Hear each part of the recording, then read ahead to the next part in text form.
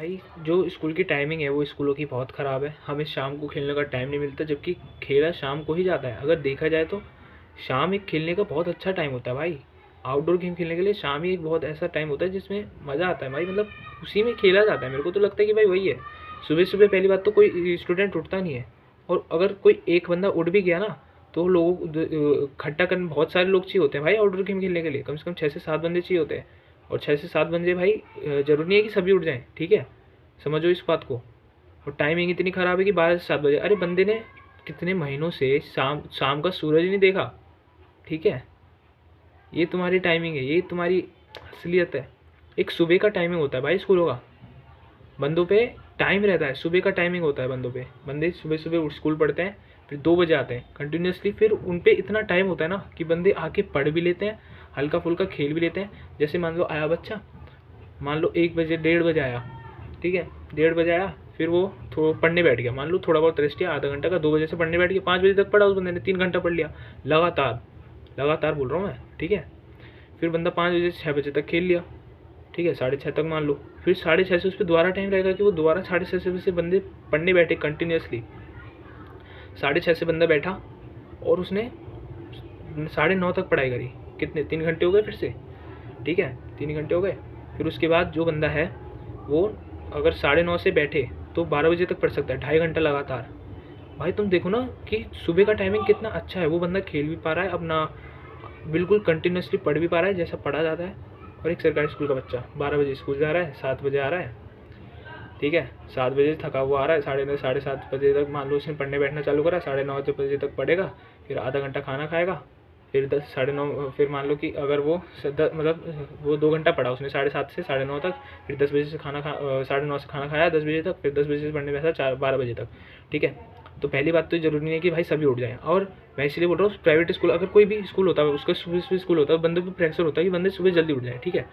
और जरूरी नहीं है कि सारे बंदे सुबह सुबह गवर्नमेंट स्कूल के सुबह जल्दी उठ जाएं, ठीक है। और खेलने के लिए 7 8 बंदे चाहिए होते हैं। ये मेरी बात को समझो भाई, अच्छा होगा आप लोग समझ गए होगे। और बंदा फिर मैं इसलिए बता रहा हूँ, एक और बात बता रहा हूँ। मान लो बंदा फिर सोया, सुबह सुबह उठा, मान लो कोई 6 बजे उठा, कोई 7 बजे उठा, कोई 8 बजे उठा, कोई 9 बजे उठा, तो खेल तो पाएगा नहीं कोई। अब बंदे कोई किसी भी टाइम पे उतरे क्योंकि सुबह का प्रेशर नहीं है, कोई उसने वो नहीं करने वाला, जाओ भाई जाओ ये करो वो करो, स्कूल जाना है, तैयार होना है, खेलना है, ये वो। खेलने के लिए तो पहली बात तो कोई, मेरे को नहीं लगता इंडिया के घर वाले कोई किसी को बोलते होंगे, ठीक है। और मैं भाई ये सबकी बात देख के बता रहा हूँ कि कोई बंदा सुबह सुबह उठ के पढ़ रहा है, ठीक है। कोई 9 बजे उठ रहा है, कोई 8 बजे 7 बजे। अब बंदा पढ़ रहा है। मान लो एक बंदा, मेरे को तो लगता है सुबह सुबह 3 ही घंटा पढ़ पाता होगा अच्छे से, ठीक है, 3 से 4। जो बंदा सुबह सुबह जल्दी उठ रहा है वो ज़्यादा पढ़ लेगा। किसी की नींद ही नहीं खुल रही। अब नींद खुलना भाई अपने हाथ में नहीं होता भाई, पहली बात, ठीक है। अपने हाथ में नहीं होता नींद खुलना, ठीक है। 9 बजे बंदा उठ रहा है तो उस पर बहुत कम टाइम होगा पढ़ने के लिए। फिर शाम को आएगा थका हारा। भाई 12 बजे का टाइम बहुत बेकार है। प्लीज़ बदलो भाई इस बात को। अगर मेरी बात से एग्री करते तो भाई मैं कुछ करूँगा भाई। मतलब मैं, मेरा जो इंस्टाग्राम है मैं उसका कम्युनिटी पोस्ट पे डाल दूँगा, ठीक है। आप उसमें मैसेज करना, हम ग्रुप बनाएंगे बहुत बंदों का, और कुछ ना कुछ तो करेंगे भाई। इस टाइमिंग को लेकर कुछ ना कुछ तो करेंगे। और पहली बात, दूसरी बात आता है, कोई स्कूल का 40 मिनट का पीरियड, 40 मिनट में तुम चाह रहे हो कि बंदा 6 घंटा स्कूल जा रहा है तो वो सारे सब्जेक्ट पढ़ ले। अरे भाई ऐसा नहीं होता, ऐसा नहीं होता भाई। सारे सब्जेक्ट एक साथ नहीं पढ़े जा सकते। 6 घंटे में तुम उसे सारे सब्जेक्ट पढ़ा दो। 40 मिनट में कोई बंदा क्लास 11th की, मैं क्लास 11th में हूँ, कोई क्लास 11th में 40 मिनट में कोई चैप्टर पढ़ के दिखा दे, हल्की सी चीज़ पढ़ के। अरे समझने में ही टाइम लग जाता है भाई। 40 मिनट में कोई कैसे समझेगा, और समझेगा तो भयंकर उसे करने का, उसे क्वेश्चन लगाएगा, ये करेगा। 40 मिनट में अब कोई टीचर आ रहा है वो उसे समझा रहा है, ना उसके क्वेश्चन करे, ना कुछ करे, ना कुछ समझाया, ना घंटा घंटा समझ भी नहीं आता भाई बंदों के तो। अब जब तुम कोई चीज़ समझ रहे हो, उसके क्वेश्चन नहीं लगाओगे तो तुम्हें समझ कैसे आएगा, हैं। 40 मिनट में तुम सब कुछ करा दोगे क्या, ठीक है। टीचरों में क्या ही बोलूँ। और एक सब्जेक्ट होता है भाई, सब्जेक्ट होता है इंग्लिश हिंदी, ठीक है। इंग्लिश होता क्यों है मेरे को ये बताओ। मैं जो जिस गवर्नमेंट स्कूल में पढ़ता हूँ ना, मेरे आसपास जितने भी हैं, मैंने तो भाई आज तक किसी बंदे को नहीं देखा इंग्लिश बोलते हुए।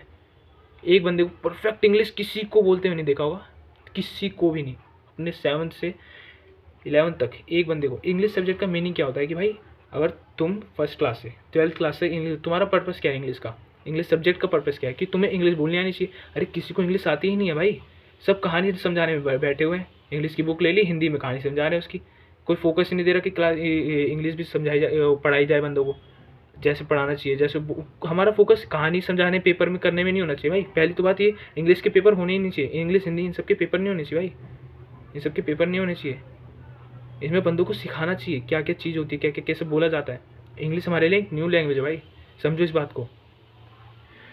और भाई ऐसा ज़रूरी है, जैसे मान लो कि क्लास 11 मतलब जैसे कि बहुत कम से कम 100 एक मान लेना, ठीक है, ऐसा नहीं बोल रहा कि इतने बंदे, मान लेना बस इस बात को। मान लो एक क्लास में 100 बच्चे पढ़ रहे हैं। अरे तो क्या 100 के 100 बंदे पढ़ने लिखने वाले होंगे? सारे 100 के 100 फर्स्ट आएंगे? हैं, फर्स्ट आएंगे, सेकेंड आएंगे, थर्ड आएंगे? अरे भाई सारे नहीं होते, सारे नहीं होते जिनका सबका दिमाग तेज चले। तो अपने स्कूलों में स्किल्स होनी चाहिए। स्किल्स मतलब कंप्यूटर क्लास होनी चाहिए, म्यूज़िक रूम होना चाहिए, डांस रूम होना चाहिए कि बंदा उसमें अपना जो तुम देते हो थोड़ा टाइम फिजिकल एजुकेशन में, ठीक है, नीचे ले जाते हैं, खिलाते हैं। पता नहीं कितने महीने कितने दिन हो गए खिला भी नहीं किसी ने, कुछ समझ ही नहीं आता क्या खिलाते हैं, कुछ है ही नहीं इक्विपमेंट स्कूल में, तो क्या खिलाएंगे, नाम का है बस।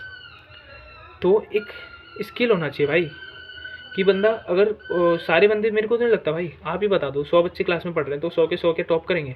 100 के 100 के पढ़ा देंगे, टॉप कर देंगे सारे 100 के 100 बच्चे?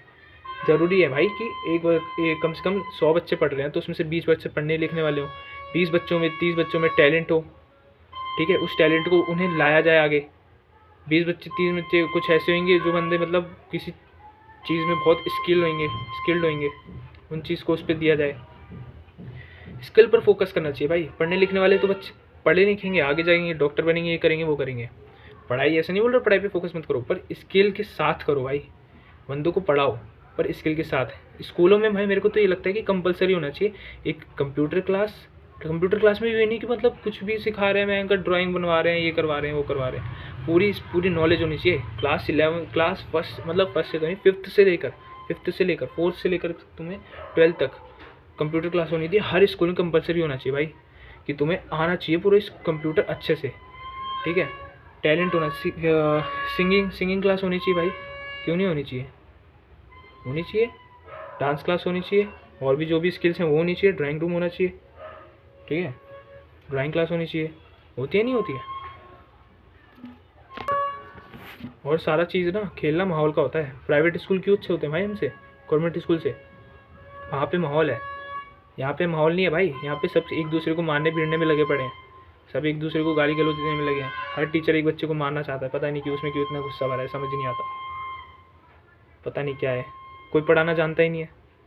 अरे मैं तो ये सोचता हूँ ना भाई कि हर 3 महीने में रिव्यू होना चाहिए। बंदे को एक पेपर दिया जाए जिसमें वो रिव्यू दे टीचर का कि इस बंदे ने कैसे पढ़ाया, इसको उसका पढ़ाया हुआ अच्छा लगा है कि नहीं लगा। बोलने को तो भाई बहुत सारी बातें हैं, पर आप मेरी बातों से एग्री करते हो। जो मैंने गलत बोली हो तो उसे कमेंट में बताना मैं क्या क्या गलत बोला, मैं उससे अगली वीडियो में सही बोलूँ, उस पर थोड़ी रिसर्च करूँ, थोड़े ध्यान दूँ। और जो सही बातें बोली हैं भाई प्लीज़ उसे कमेंट करना, हाँ यार अपनी ये बात सही बोली थी, ठीक है। Bye bye. प्लीज़ बदलो यार, कोई बदल सकता है ना इस चीज़ को, तो बदलो भाई।